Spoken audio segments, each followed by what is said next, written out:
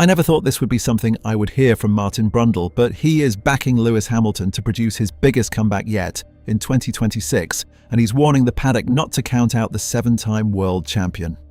Speaking on Sky Sports News, Brundle said he's confident Hamilton will have a better year after what he saw from Ferrari in testing, stating, "I'd love to see that come right for Lewis. He seems a bit happier. A happy Lewis has always been, and not just at Ferrari, been a fast Lewis." This is significant coming from Brundle. He's not one for empty hype.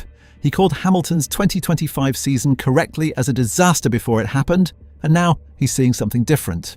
After a nightmare debut year at Ferrari where Hamilton failed to finish on a podium in a Grand Prix for the first time in his career, Brundle believes the new regulations and Ferrari's innovative approach have set Hamilton up for redemption. Ferrari have been quite innovative over the winter, and they look in a better place than we've seen them for a few years now, Brundle explained. He will be great at using the tools that are available to him under the new regulations. So, I'm confident that Lewis will have a better year. The tools Brundle is referring to are the 2026 regulation changes. The new cars are fundamentally different from the ground effect machines that plagued Hamilton in 2025. Hamilton himself admitted he's already finding this new generation of car more enjoyable to drive. That's crucial because Hamilton's driving style never meshed with the previous regulations. The ground effect cars required precise, stable inputs and punished any corrections. The 2026 machines are more forgiving, allowing drivers to make adjustments mid-corner. Hamilton explained the difference during testing. "We have a little less downforce, but you still have to discover the grip, to utilize the grip.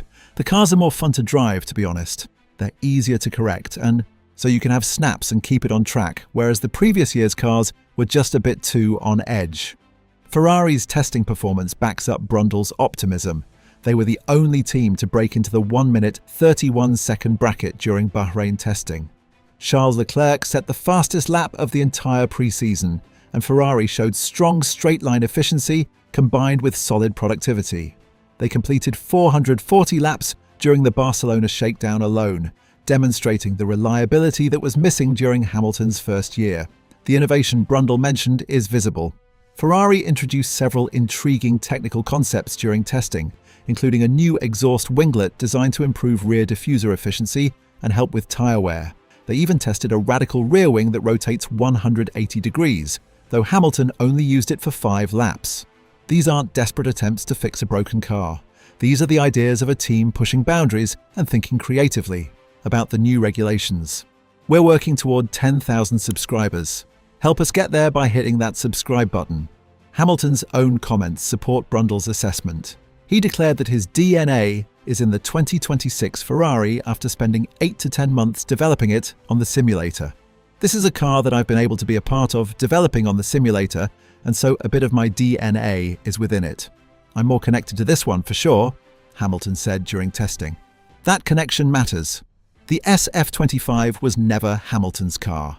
It was designed when Carlos Sainz was still Ferrari's number 2. Hamilton joined officially on January 22, 2025, giving him minimal input before the season started. The car had fundamental design flaws that Ferrari only discovered after the Chinese Grand Prix.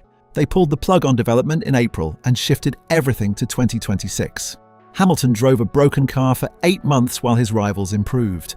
The statistics from 2025 tell a brutal story. Hamilton finished 6th in the championship, 86 points behind Leclerc. He was outqualified 19-5 by his teammate. He was outraced 18-3 in head-to-head finishes. At one point during the Hungarian Grand Prix, after qualifying 12th while Leclerc took pole, Hamilton called himself absolutely useless and suggested Ferrari should probably change drivers. It was the lowest point of his 19-year Formula One career, but Brundle isn't predicting an easy path. He's realistic about the competition Hamilton faces. He's got to beat Charles Leclerc in the other Ferrari because he's right on it as well, Brundle noted. Leclerc dominated Hamilton in 2025, and that can't happen again if Hamilton wants to challenge for the championship. Leclerc has converted only 5 of his 27 pole positions to victory, raising questions about whether he possesses the full championship package, but his raw speed has never been in doubt, and he's completely comfortable with Ferrari's culture and processes after 7 years with the team. The broader championship picture complicates Hamilton's comeback. Mercedes appears to be the team to beat based on testing. George Russell is the bookmaker's favourite for the title at 11-4 odds. tied with Max Verstappen. McLaren showed impressive one-lap pace throughout Bahrain. Red Bull demonstrated strong energy deployment despite the car looking tricky to handle.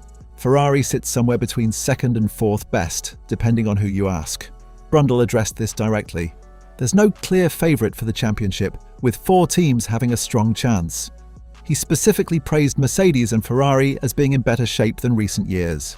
The fight for the Drivers' Championship could be a 7- or 8-way battle involving both Mercedes drivers, both McLaren drivers, both Ferrari drivers, and at least one Red Bull driver.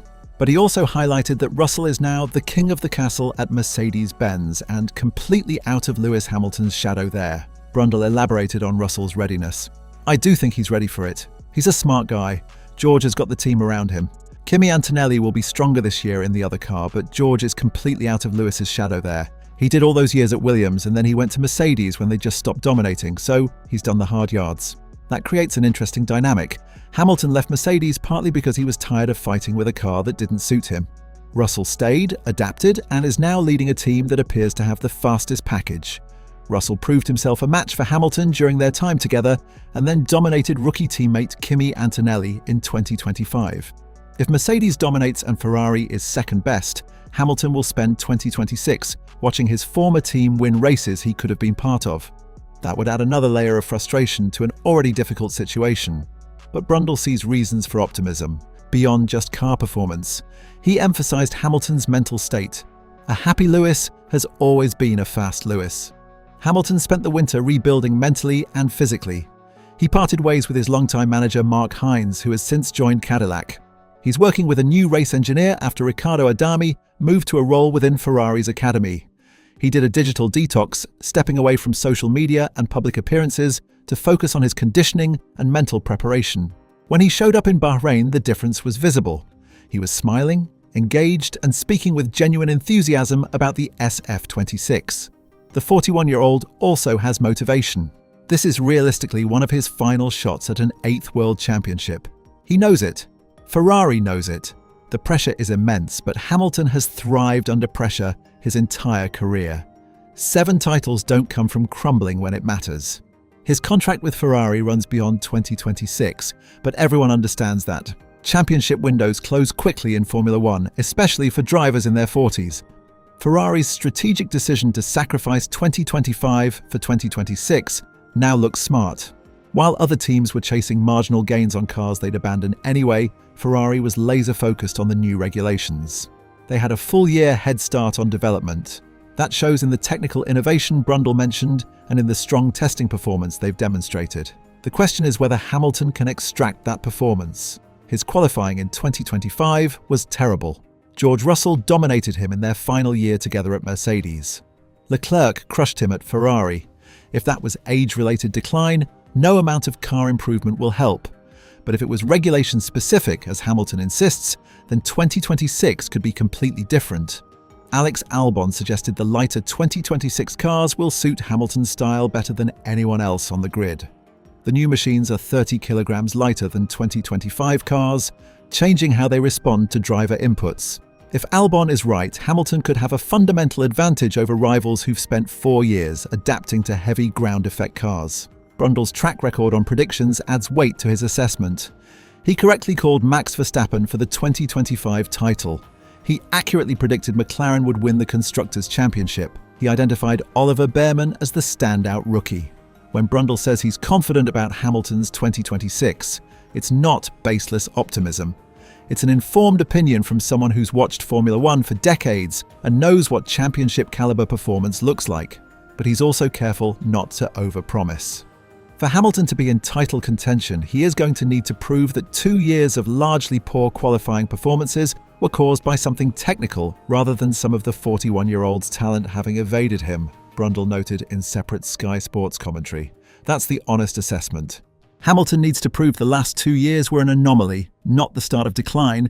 He needs to beat Leclerc consistently. He needs to adapt faster than Russell, Verstappen, Norris and Piastri. And he needs Ferrari to deliver on the promise they've shown in testing. The Paddock is watching closely. Some have written Hamilton off entirely. The bookmakers give him just 2.9% implied win probability for the championship. He's behind Russell, Verstappen, Norris, Piastri, and even Leclerc in championship odds. But Brundle sees something others are missing. He sees innovation from Ferrari. He sees happiness in Hamilton. He sees a driver who knows this is his last real chance at glory. Ferrari team boss Fred Vasseur made a calculated gamble, stopping development in April 2025. He bet everything on 2026. Hamilton bought in, knowing he'd suffer through a nightmare first season for the potential of future success. Now they're positioned to reap the rewards. The car has Hamilton's DNA. The regulations suit his style better than the previous generation. The team is motivated and focused. Brundle's warning to the paddock is clear: don't count Lewis Hamilton out. After the worst season of his career, after the humiliation of 0 Grand Prix podiums, after being out-qualified and out-raced by his teammate, Hamilton has the tools to mount the biggest comeback of his legendary career. Melbourne will provide the first answers. If Ferrari's testing pace translates to race weekends, Hamilton could shock the world.